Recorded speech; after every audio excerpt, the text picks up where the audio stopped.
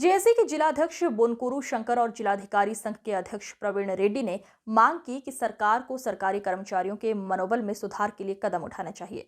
विकाराबाद जिले में राजस्व कर्मचारियों और कलेक्टर पर हुए हमले के विरोध में गुरुवार को जिले के राजस्व कर्मचारियों ने एकीकृत जिला समाहरणालय परिसर में एक कार्यक्रम आयोजित किया।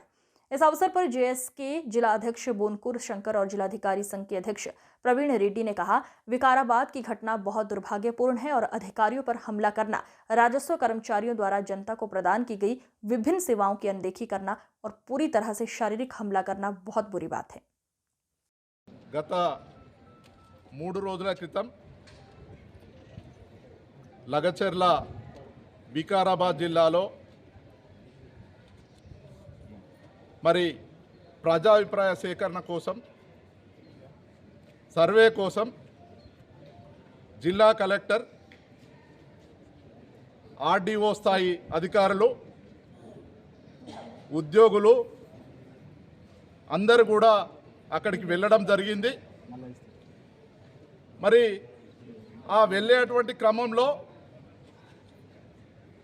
కొందరు దుండగులు కలెక్టర్ గారి వెహికల్ పై కలెక్టర్ పై అలాగే వారితో ఉన్నటువంటి ఉద్యోగులపై మరి దాడి చేసి మరి సమాజం మొత్తం యావత్తు సమాజం మొత్తం సిగ్గుపడేలాగా చేసినటువంటి ఆ దుండగులను వెంటనే శిక్షించాలి।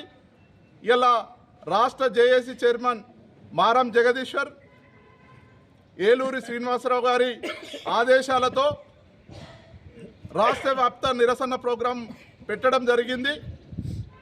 మేము ఉద్యోగులుగా మీకు రాజకీయాలు ఏమన్నా ఉంటే మీరు చేసుకోండి, అంతేగాని ఉద్యోగస్తుల మీద దాడులు చేయడం, ఉద్యోగస్తులందరినీ కూడా భయభ్రాంతులకు గురి చేయడం మరి ఇది సమాజానికి తగదు।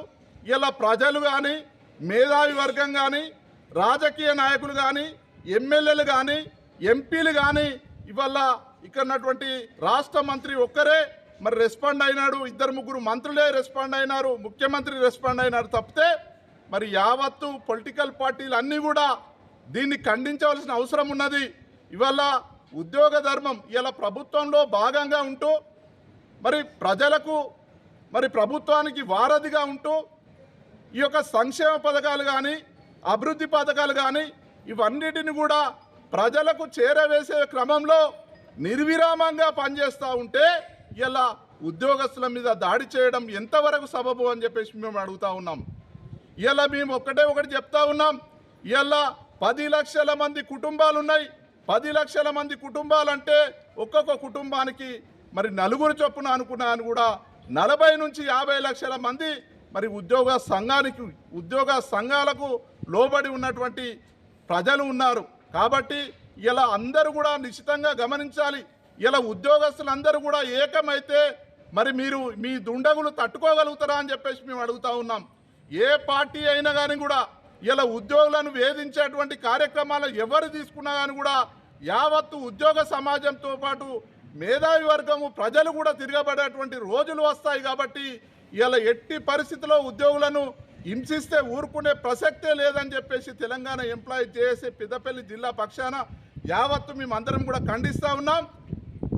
ఆవాజ్ దో, ఆవాజ్ దో, ఉద్యోగులపై దాడి చేసిన దుండగులను